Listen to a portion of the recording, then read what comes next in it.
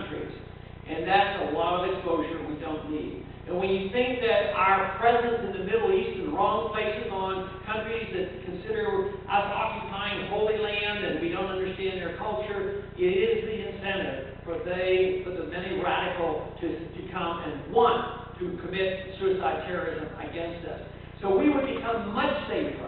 And we could build up our military once again. The military is dragged down with equipment and all the problems that come out of potential war. The morale is bad. The war is unlike, instead of doing what I'm suggesting, they're talking about how we're going to spread the war and start taking on Iran. And they're talking about a draft, because where are they going to get the troops if this war spreads?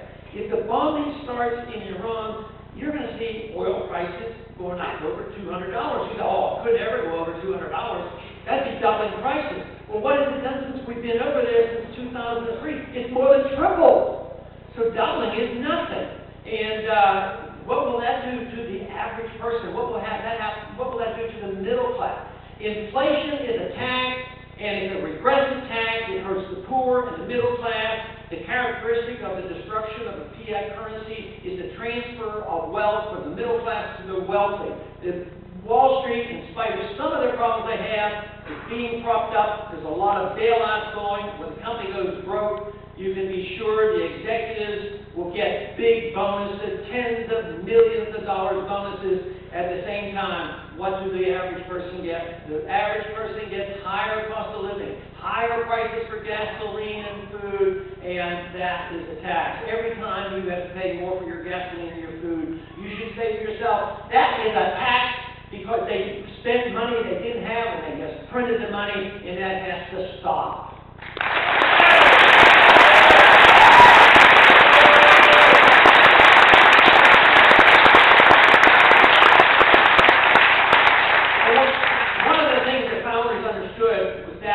Because they knew about the runaway inflation of the continental dollar, and they wanted to prevent it. So they had a debate on it, and they understood it, and they said that only gold and silver would be legal tender. There would be no emitting of bills of credit, which is paper money, and yet they immediately started arguing about it and looking for a central bank. They had the first national bank that Jefferson got rid of. They had the second national bank that Jackson got rid of. And lo and behold, now we're living with the third national bank, which is much bigger than the first and second one.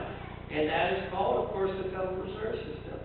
This is the reason that if we followed the law of the land, and we understood economic policy, and we cared about the poor people, and wanted to make sure there was prosperity in this country, we would not have a Federal Reserve System at all.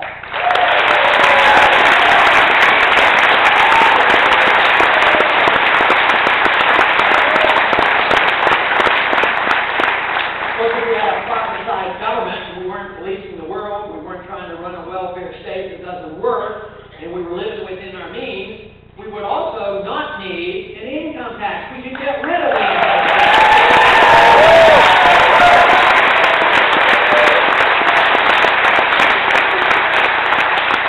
So the question that we have to ask as a people is, what should the role of government be? And this is the question the founders asked. They didn't like the role of the king. They didn't like the role of the government that they had, and they proposed another system. Of course, the British objected to that, and they had to fight a war to save their purposes. Fortunately for us, the founders were well versed in history and in politics and in law and property rights, and they wrote a pretty darn good constitution.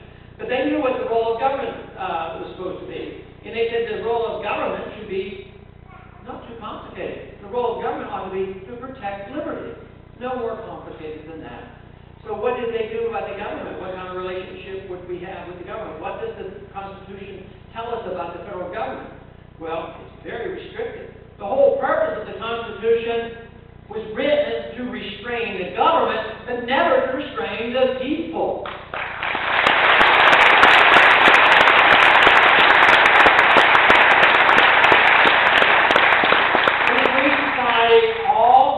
Peaceful activities should be legalized. Even peaceful activities that you might personally find annoying. It's just like in religion. There's some religious beliefs that you might find annoying, but we still honor and respect the ideas of religious freedom. And the same way with intellectual we believe that to be the case. But lo and behold, there seems to be such an obsession to wanting to regulate people's social lives and telling how people to run their personal lives. And yet it's all the same thing. Economic liberty and personal liberty are one and the same. And we should realize that if freedom is recognized, what happens is we bring people together because we're not judgmental. We're not telling people how to run their lives. We're not telling people how to spend their money.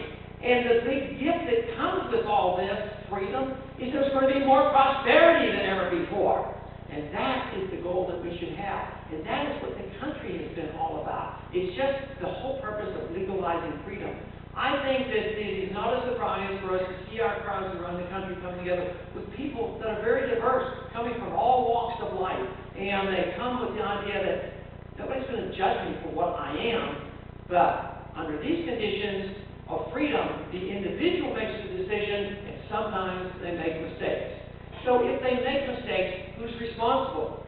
It should be the individual and not the government.